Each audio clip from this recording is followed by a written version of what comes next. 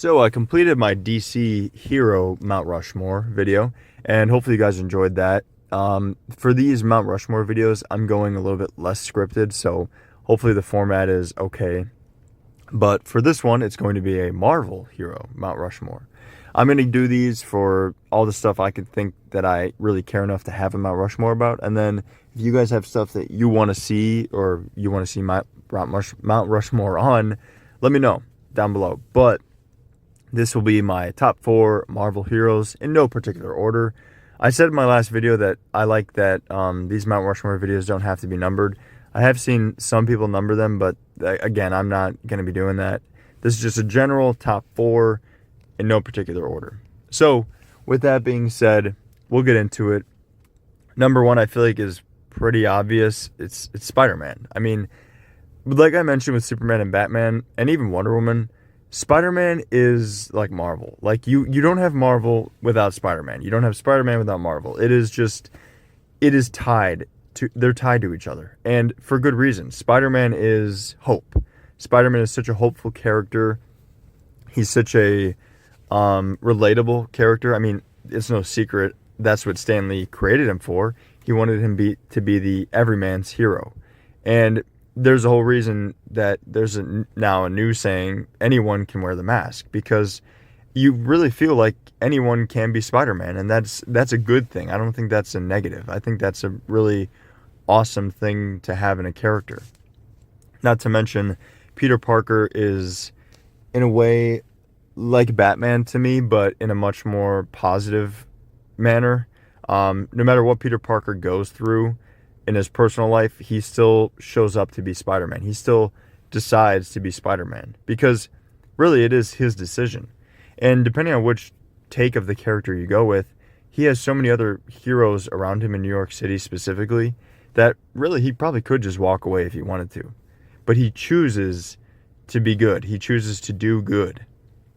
And that goes a long way. I know it's kind of expected, I guess, of a hero to be good. But when you see what Peter Parker goes through in his romantic life, his financial aspects of his life, and his education and his job, you really wonder how he keeps getting back up.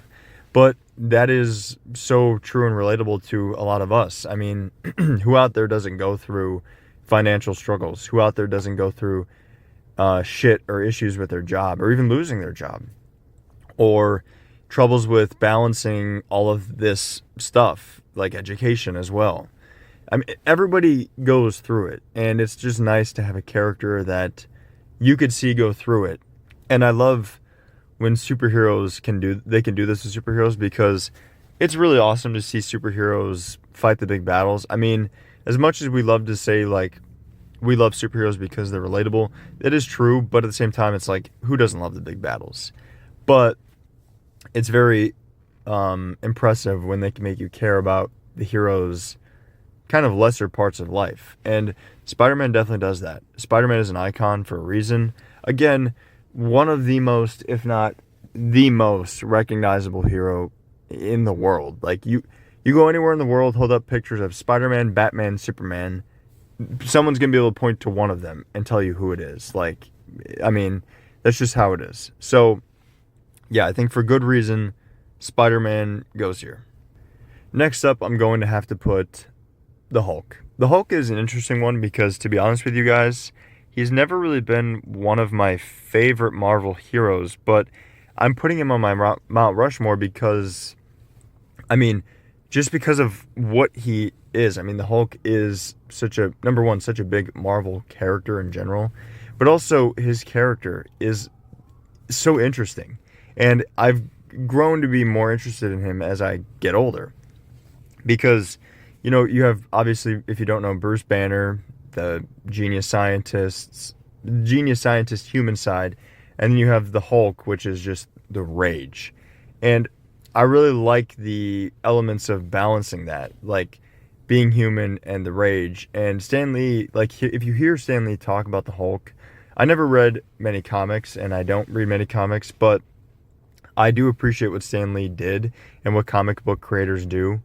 And just hearing him talk about the Hulk really opened my eyes to the character, because before I just thought Hulk is a character that like a lot of children like, but I don't really see the vision. But now I'm like, I get it. Like, he's very interesting. It's a man who struggles with his demons and who has to learn to control his rage and use it for good.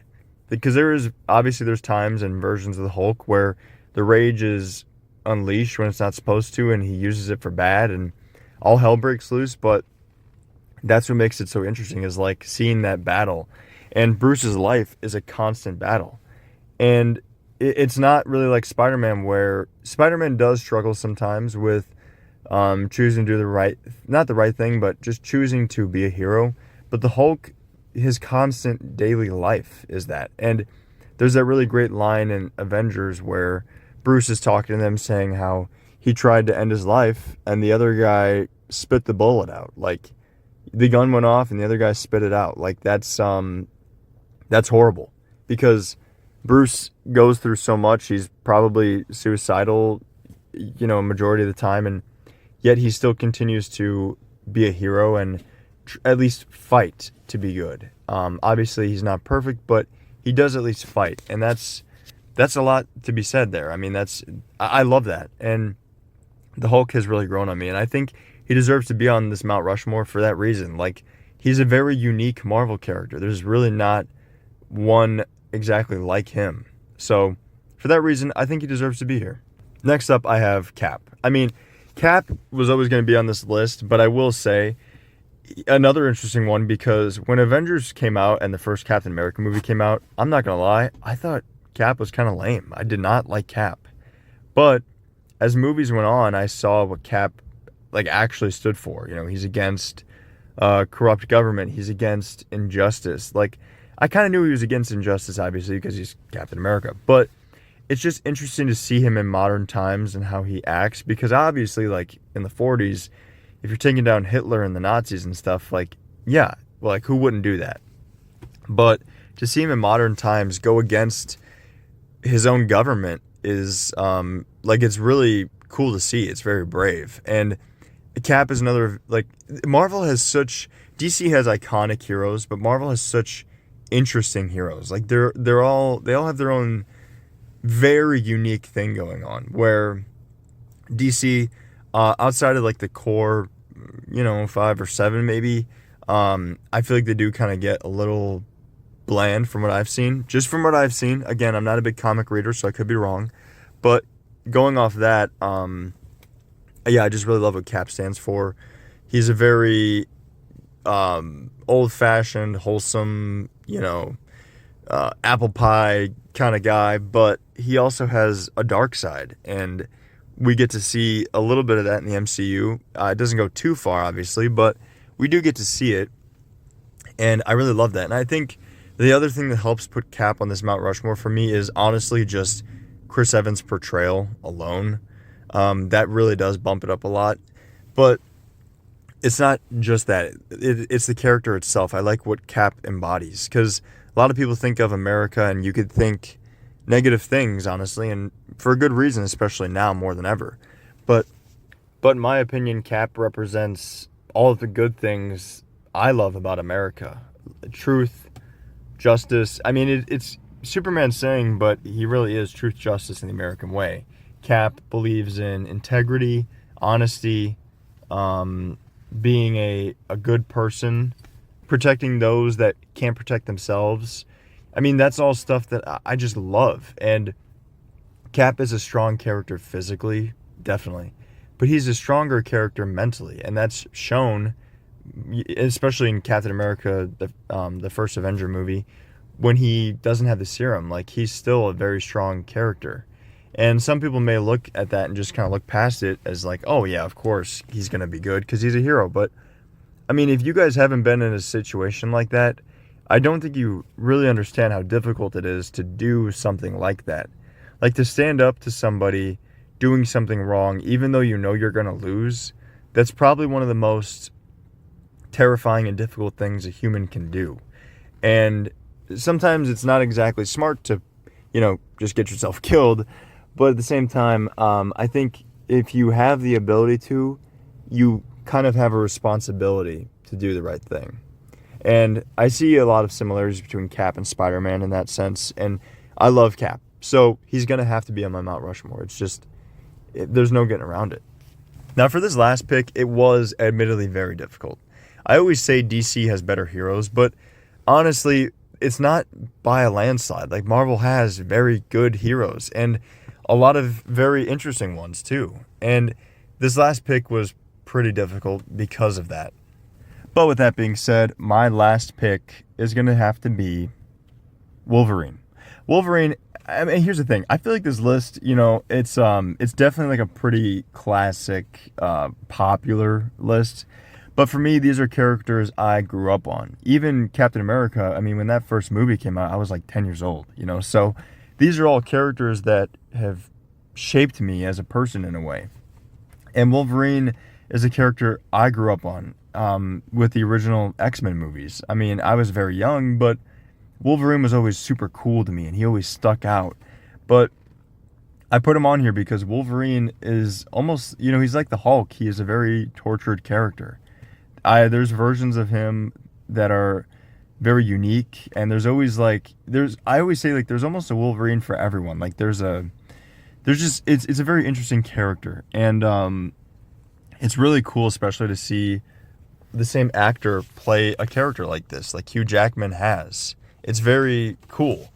And Wolverine is a tortured character in the sense that, like, he is essentially immortal.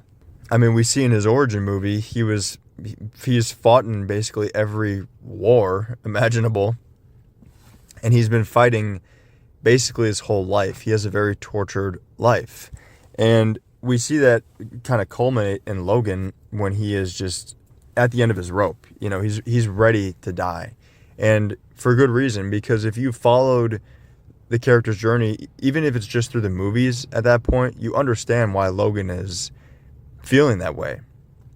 And you could especially see that with the events that have taken place in that world. And Wolverine is definitely not a hero in the sense of like Cap and Spider-Man, where it's like, I'm a good guy. Wolverine's like a questionable good guy. Like, he is a good guy, but damn, I mean, he's brutal. Like, he's slitting throats, he's cutting heads off, he's killing people. He is straight up murdering them. It's a very interesting way to go about the character. And another character I really love that's like that is the Punisher. And I see a lot of similarities between, not a lot, I guess, but there are similarities between the two for me, where it's like their moral code. They believe, like, Wolverine doesn't just kill for fun. Wolverine kills because he believes that these people deserve it. He believes that they deserve to die. He is a good guy, but, I mean, that's the thing. Like, it's kind of debatable in a sense. But that's my top 4. Let me know what you guys think down below. Do you agree? Do you disagree? Why or why not? And if you stuck around this long, I do appreciate it. But until next time, I'll see you guys in the next video.